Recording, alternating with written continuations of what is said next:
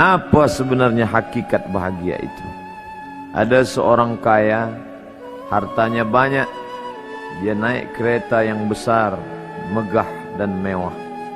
Dalam perjalanan dia tengok ke sebelah kanan ada tanaman padi sawah yang menghijau. Lalu dia pandang ada budak-budak kecil membawakan makanan beserta ibunya menuju pondok di tengah sawah. Suami sudah menunggu makanan siang tiba. Apa kata orang kaya dalam kereta? Oh, bahagianya petani. Di tengah perutnya lapar, istri dan anaknya datang. Makanan tiba pada waktunya. Air minum dapat menghilang dahaga. Lapar hilang, rindu pun sirna, karena istri dan anak ada di sekitar dia. Bahagianya menjadi petani, kata orang kaya dalam kereta. Masa orang kaya berpikir bahwa dia tidak bahagia? Si petani yang bersama anak di pondok tua itu pula memandang orang kaya di atas kereta. Apa kata dia? Betapa bahagianya orang kaya naik kereta, sedangkan aku hanya duduk di pondok yang tua. Maka pada hakikat dua-duanya tak bahagia. Jadi sebenarnya bahagia itu punya siapa? Oleh sebab itu bila kita baca kitab-kitab, maka makna sa'adah, kebahagiaan, orang yang bahagia sa'id, bahagia adalah insyirahus sadr, ketika hati terasa lapang apapun yang datang.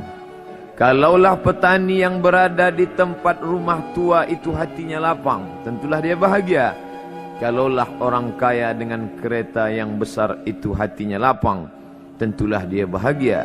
Itulah mengapa Musa alaihi salam di tengah kesusahan hatinya akan melawan ayah angkat bernama Fir'aun. Dia minta hati yang lapang. Kita semua baca doa itu, Rabbi syrahli, lapangkan dadaku.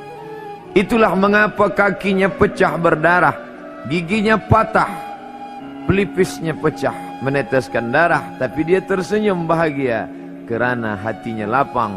Allah sudah lapangkan hatinya. Apa kata Allah untuk dia? Alam nashrah laka sadrak. Itu beza Muhammad dengan Musa.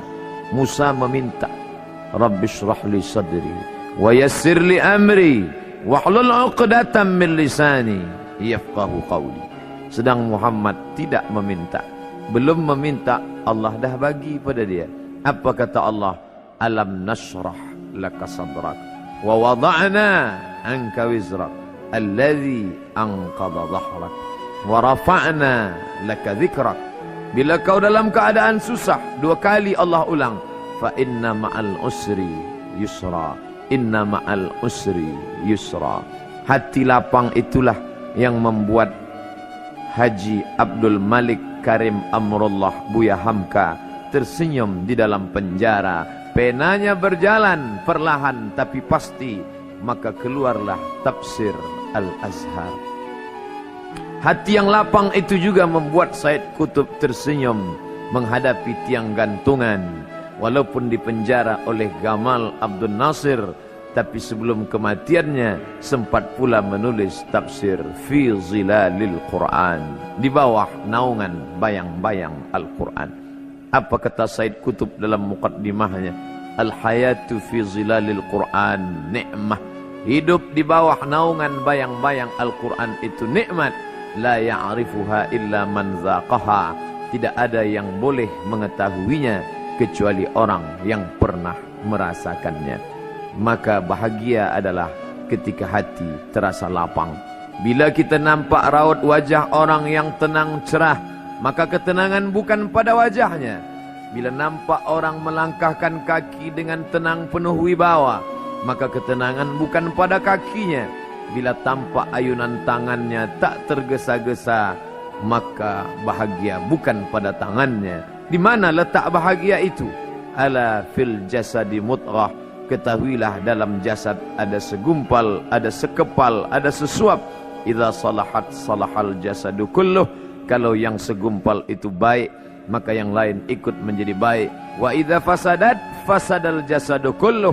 Kalau yang segumpal itu rusak, maka dia pun ikut menjadi rusak.